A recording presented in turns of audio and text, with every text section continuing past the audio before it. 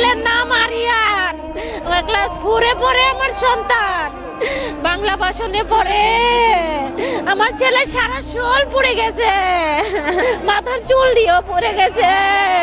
আমরা শুনছি যে স্কুলে আগুন ধরতে পারে আমার জালের ছেলে উজাইয়া হসপিটালে নিয়েছে, সাথে লুকা ছিল, ওরা সবাই নিয়েছে। আমিও হসপিটালে যাইয়া দেখছি ওরে যে পানি ঢালতেছে খালি, পুরা শরীর পুড়ে গেছে, প্যান্ট সহকারে পুড়ে শরীরের সাথে লাগে গেছে। আমার কলিজা আমি এত কষ্ট করে ফেলছি, আমার কলিজাত কেড়ে আল্লাহ এত বড় ছেল দিল, আমার কলিজাত কেড়ে আল্লাহ এত বড় ছেল দিল।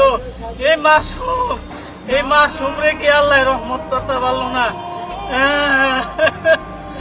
এই মাসুমের দিকে কি আল্লাহ রহমত করতে পারলো না? আরে আজরাইল করতে আইলো রে। ছুটি হবে একটু পর ছুটি। সবাই ছিল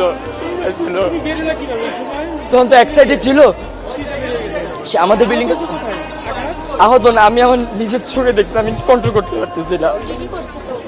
নরমালি আকাশ দিয়ে উঠতেছে, আকাশের মধ্যে ব্লাস্ট হওয়ার একটা সাউন্ড, তো ব্লাস্ট হওয়ার পরে ডাইরেক্ট নিচে পড়ার একটা সাউন্ড হয়েছে। তখন ক্লাসরুম থেকে বাইরে তাকিয়ে দেখি কি যে প্রাইমারি সেকশনের একটা সেকশনের মধ্যে ঢুকে গেছে, পুরো প্লেনটা ঢুকে ভিতরে আগুন জ্বলতেছে। তো দৌড়ায় যায় দেখি কি যে ভিতর থেকে স্টুডেন্টরা বেরোইতেছে, কাপড় চোপড় পুরো একবার পুইরা, সারা শরীর পুইরা গেছে, বেরোইতেছে আর নিচে পড়ে যেতেছে। আর কয়েকজনের পুরো অর্ধেক শরীর ছিল না। আর লাস্ট তো আইডেন্টিফাই করার কোনো চিহ্নই নাই, চেহারাই নাই এখন। আমি বলছি আপনি কি দেখেছেন? হ্যাঁ, আমি এরকম হেলিকপ্টার সামনে ছিলাম, এরকম যেমন লাশগুলো উঠায় যা আহত ছিল মিলে গেছে গা, ওগুলো দেখছি যেগুলো একদম পুইরে টুইরে একবারে কাবাব হয়ে গেছে গা, এটা হয়ে গেছে গাড়ি জানিছি, মেডিকেল গাড়ি জানিছি। আর যেটি আহত সোলামলা অবস্থা আছে এটি নিয়ে গেছি দিয়া হেলিকপ্টার দিয়া।